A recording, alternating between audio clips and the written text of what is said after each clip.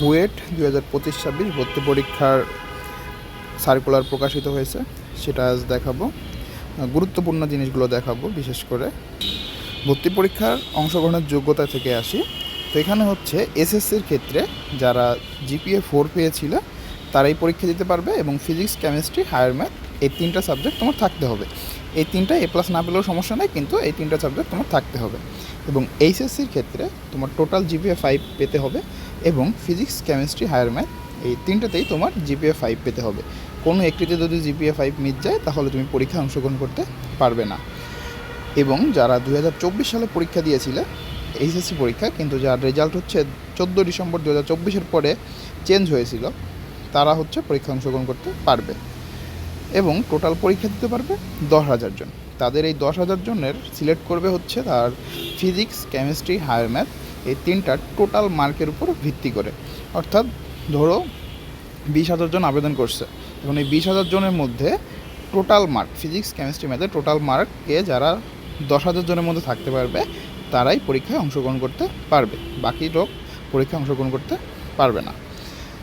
এবং যদি এমন হয় যে 10,000 জনের পরেও অনেকেরই দেখা যাবে সমান মার্ক চলে আসছে, তখন হচ্ছে ফিজিক্স, কেমিস্ট্রি যথাক্রমে যদি বলি হায়ার ম্যাথ এবং ফিজিক্স এই দুটার বিষয়ের নাম্বারের উপর ভিত্তি করা, মানে এই দুইটায় যারা বেশি মার্ক পাবে তাদের অগ্রাধিকার দেওয়া হবে। এবং এখানেও যদি সমান হয়ে যায় তাহলে হচ্ছে ওই যারা 10,000 জন থাকবে ওইখানে যদি ধরো 20 জন সমান মার্ক পেয়েছে সব দিক দিয়ে, তাহলে ওই 20 জনই পরীক্ষা দিতে পারবে। দেখা যাবে তখন 10,000 20 জন এমন পরীক্ষা দিচ্ছে। আর এখানে হচ্ছে ইংলিশ মিডিয়ামের জন্য ও লেভেল এবং এ লেভেল থেকে যারা পাশ করেছে, তো এইখানে ও লেভেলে এখানে লেখা আছে। আমার ইংলিশ মিডিয়াম নিয়ে ধারণা কম, তাই যারা ইংলিশ মিডিয়াম আছে তারা একটু পড়ে নিও ভালোভাবে। পরবর্তীতে আসি পরীক্ষার ধরন। আচ্ছা, পরীক্ষায় সিলেবাস হচ্ছে তোমরা 2025 সালের যে সিলেবাসে পরীক্ষা দিয়েছো শর্ট সিলেবাস, সেটিতেই পরীক্ষা হবে। এবং বুয়েটের ভর্তি পরীক্ষা যদি নিয়মে আসি, তাহলে এখানে হচ্ছে তোমার ফিজিক্স, কেমিস্ট্রি এবং হায়ার ম্যাথ এই 3টা সাবজেক্টের পরীক্ষা হবে। টোটাল 3 ঘন্টার পরীক্ষা হবে, এবং 3 ঘন্টায় হচ্ছে তোমার টোটাল প্রতিটা সাবজেক্ট থেকে 20টা করে মোট 60টা প্রশ্ন থাকবে। 60টা প্রশ্নে মোট 600 মার্কের পরীক্ষা হবে। এটা হচ্ছে মডিউল এ। মডিউল এ হচ্ছে যারা শুধু তোমার আর্কিটেকচার বাদে যারা, সেটা হচ্ছে মডিউল এ।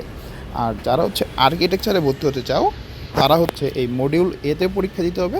সাথে আরেকটা মডিউল বি থাকবে, সেখানে হচ্ছে আরও 400 মার্কের পরীক্ষা দিতে হবে, যেটা মূলত চিত্র অঙ্কন, ড্রয়িং পরীক্ষা যেটা। তো ওইখানে থাকবে 1 ঘন্টা 30 মিনিট। তো টোটাল যারা হচ্ছে আর্কিটেকচারে ভর্তি হতে চাও তাদের হচ্ছে টোটাল 1000 মার্কের পরীক্ষা হবে, 3 ঘন্টা এবং পরবর্তীতে 1 ঘন্টা 30 মিনিট।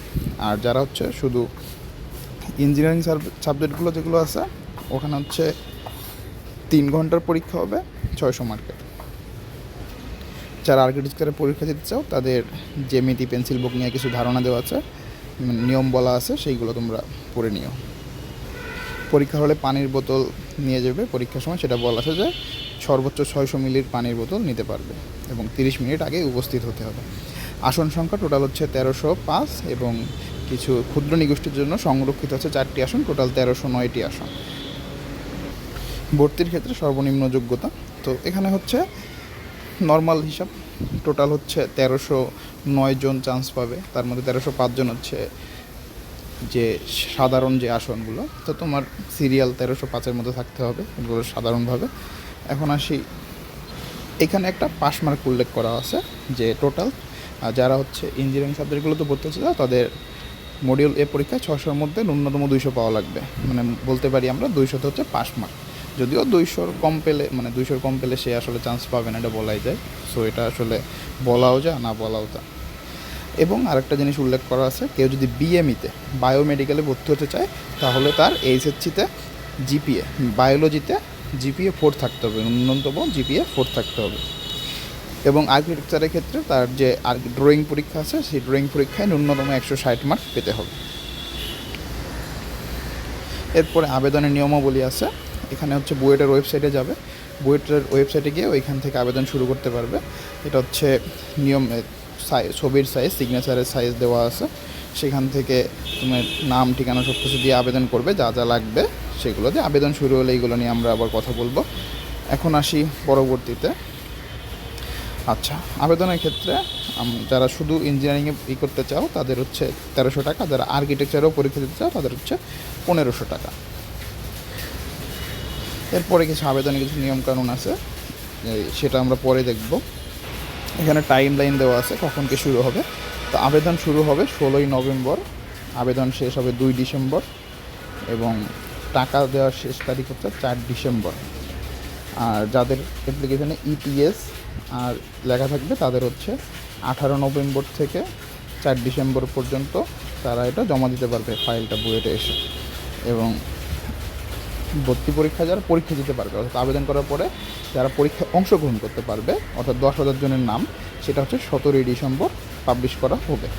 এবং ভর্তি পরীক্ষা হবে 10 জানুয়ারি এবং পরীক্ষা হবে সকাল 9টা থেকে 12টা একটা, আর 2টা 30 থেকে 4টা। 2টা 30 থেকে 4টা হচ্ছে যারা আর্কিটেকচারে পরীক্ষা দেবে তাদের। এবং রেজাল্ট দিতে পারে সম্ভাব্য 7ই ফেব্রুয়ারি। এখানে হচ্ছে আমাদের কোন কোন ক্যালকুলেটর ব্যবহার করা যাবে সেটা আছে। তো সাধারণত আমরা কেসিও ক্যালকুলেটর ইউজ করি। তো সেখানে আমাদের এপেক্স 991 EX আছে, এপেক্স 991 CW আছে, যে দুটো আমাদের বেশি প্রচলিত, এবং ES প্লাসও আছে। দেখো একটা দিন, এই যে 991 ES প্লাস 570 EX সবগুলোই আছে, মানে যেগুলো আমরা সাধারণত ব্যবহার করে থাকি। তো এগুলো নিয়ে চিন্তার কিছু না, এগুলো আমরা সাধারণত সবগুলোই ব্যবহার করতে পারবো, নন প্রোগ্রামেবল সবই ব্যবহার করতে পারবো। আচ্ছা, তো এই ছিল আমাদের ভর্তি পরীক্ষার যে সাধারণ যে জিনিসগুলো, যেগুলো সবার জানা দরকার সেগুলো। সবাই ভালো থাকবে, ভালোভাবে প্রস্তুতি নাও, ভালোভাবে পরীক্ষা দেবে। Best of luck.